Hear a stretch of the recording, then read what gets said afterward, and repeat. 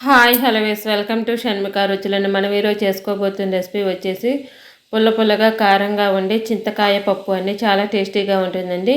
ముందుగా ఒక గిన్నె తీసుకొని దాంట్లోకి ఒక చిన్న గ్లాసుడు కందిపప్పు తీసుకొని వాటర్ పోసుకొని బాగా ఒక 2 టైమ్స్ చేత్తో శుభ్రం చేసుకుంటూ 2 టైమ్స్ అలా కడుక్కోవాలండి. 2 టైమ్స్ అలా చేత్తోని శుభ్రం చేసుకుంటూ 2 టైమ్స్ కడుక్కున్న తర్వాత వాటర్ పంపేసుకొని మళ్ళీ వాటర్ కందిపప్పు మునిగేదాకా వాటర్ పోసుకోవచ్చండి. సుమారుగా తెలిస్తేను, లేకపోతే నేను 2.5 గ్లాసు వాటర్ తీసుకోవచ్చండి. మీరు ఎంతమంది ఉండే దాన్ని బట్టి మెజర్మెంట్ పెంచుకోవచ్చండి. తర్వాత ఇలా కందిపప్పులో నీళ్లు పోసిన తర్వాత కుక్కర్లో పెట్టేసుకొని ఒక 5-6 విజిల్లు వచ్చిన తర్వాత ఉడికించుకొని చల్లారిన తర్వాత తీసుకోవాలండి. తర్వాత ఇది పక్కకు పెట్టేసుకున్న తర్వాత ఒక గిన్నె తీసుకొని దాంట్లోకి చింతకాయ పచ్చడి ఒక 2 టీ స్పూన్ల దాకా చింతకాయ పచ్చడి తీసుకోవాలండి. ఉప్పు పసుపు వేసి దంచి పెట్టుకున్న చింతకాయ పచ్చడి అండి. చాలా టేస్టీగా కూడా ఉంటుందండి ఈ చింతకాయ పచ్చడి. ఉప్పు పసుపు వేసి పెట్టుకున్న ఈ చింతకాయ పచ్చడిలో వాటర్ మునిగేంత వరకు పెట్టుకోవాలండి. ఇది ఉప్పు పసుపు వేసుకున్న ఈ చింతకాయ పచ్చడి ఎన్ని సంవత్సరాలున్నా 4-5 సంవత్సరాలు ఉన్నా కూడా ఏం పాడవదండి. కాకపోతే కలర్ చేంజ్ అవుతుందండి. ఇలా వాటర్ పోసుకున్న తర్వాత కలిపేసుకొని ఇంకో గిన్నెలోకి జాలి పెట్టేసుకొని నీళ్లు వంచుకోవాలండి. ఇలా నీళ్లు వంచుకున్న తర్వాత మళ్ళీ నీళ్లు వడకట్టేసుకొని మళ్ళీ ఆ పచ్చడిని గిన్నెలో తీసుకొని మళ్ళీ ఇంకోసారి వాటర్ పోసుకొని వంచుకోవాలండి. అప్పుడు మీకు పూర్తిగా పులుపు అనేది దిగిపోద్దండి. పులుపు ఉప్పు పసుపు అంతా దిగిపోద్దండి. తర్వాత పిప్పే ఉంటుందండి.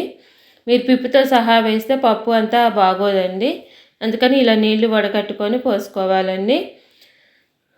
2 టైమ్స్ ఇలా వడకట్టేసుకున్న తర్వాత పిప్పి తీసేసుకొని వాటర్ పక్కకు పెట్టుకోవాలండి. చాలా టేస్టీగా చాలా బాగుంటుందండి ఈ పప్పు. ఇలా పక్కకు పెట్టేసుకున్న తర్వాత వాటర్ ఇలా వచ్చేస్తాయి కదండి. ఇది పక్కకు పెట్టేసుకొని ఈ పులుపు ఇందులోనే ఉప్పు పసుపు ఉంటుంది కదండి. కూరలో అంత ఉప్పు వేయక్కర్లేదండి. ఇప్పుడు స్టవ్ ఆన్ చేసుకొని ప్యాన్ పెట్టుకొని దాంట్లోకి 5-6 టీ స్పూన్ల దాకా ఆయిల్ వేసుకోవాలండి. ఆయిల్ హీట్ ఎక్కాక తాలింపు వేసుకోవాలండి. మినపప్పు ఒక హాఫ్ టీ స్పూన్ ఆవాలు, హాఫ్ టీ స్పూన్ జీలకర్ర వేసుకున్న తర్వాత ఒక 2 లేక 3 ఎండుమిరపకాయలు వేసుకోవాలండి. ఇవి కొంచెం వేగిన తర్వాత ఒక 2 లేక 3 ఎండుమిరపకాయలు కూడా వేసుకుని వేగిన తర్వాత దాంట్లోకి ఒక 2 రెమ్మల కరివేపాకు, కొంచెం కొత్తిమీర, 2-3 లేక పచ్చిమిరపకాయలు కూడా వేసుకోవాలండి. దంచిన వెల్లుల్లిపాయ రెబ్బలు కూడా వేసుకోవాలండి. ఒక 7-8 వెల్లుల్లిపాయ రెబ్బలు కూడా వేసుకున్న తర్వాత అప్పుడు ముందుగా కరివేపాకు కొత్తిమీర వేసుకోవాలండి. కొత్తిమీర అనేది అది ఆప్షనల్ అండి. చివరికైనా వేసుకోవచ్చు, మధ్యలో కావాలంటే వేసుకోవచ్చు, లేకుంటలేదండి. కొంచెం వేసుకుంటేనే టేస్టీగా ఉంటుందండి. కొత్తిమీర కూడా వేసుకున్న తర్వాత కొంచెం ఇంగువ వేసుకోవాలండి.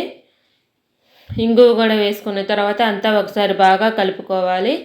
అంతా ఒకసారి బాగా కలుపుకున్న తర్వాత ముందుగా సన్నగా కట్ చేసుకున్న టమాటా ఒకటి, మీకు టమాటా అనేది కూడా ఆప్షనల్ అండి. తాలింపు వేసుకున్న తర్వాత చింతపండు రసం ఒకటైనా వేసుకోవచ్చండి. టమాటా ఉంటే వేసుకోవచ్చు, లేకుంటలేదండి. ఒక టమాటా వేసుకున్న తర్వాత ముందుగా వడకట్టుకున్న చింతకాయ నీళ్ళండి, చింతకాయ పచ్చి నుంచి తీసుకున్న వాటర్ కూడా వేసుకొని అంతా ఒకసారి బాగా కలుపుకొని మూత పెట్టుకొని ఒక 5-6 నిమిషాలు ఉడికించుకోవాలండి. ఒక 5-6 నిమిషాల తర్వాత మూత తీసుకొని ఒకసారి అంతా బాగా కలుపుకోవాలండి. ఒకసారి అంతా బాగా కలిపేసుకున్న తర్వాత ముందుగా ఉడికించుకున్న కందిపప్పు వేసుకోవాలండి.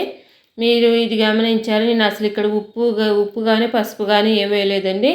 ఎందుకంటే చింతకాయ పచ్చడిలో ఆల్రెడీ ఉప్పు పసుపు ఉంటాయండి. అది మీకు సరిపోవు అనుకుంటే వేసుకోవచ్చండి. పప్పు వేసిన తర్వాత అందే గిన్నెలో కొంచెం వాటర్ తిప్పి వేసుకొని కారం వేసుకోవాలండి. తగినంత కారం వేసుకొని అంతా పట్టేటట్టు బాగా కలుపుకొని కొంచెం ఒక 5-6 నిమిషాలు ఉడికించుకోవాలండి.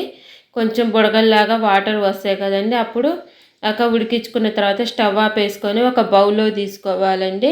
పప్పునంతా ఒక బౌల్లో తీసుకొని పైనుంచి కొత్తిమీరతో గార్నిష్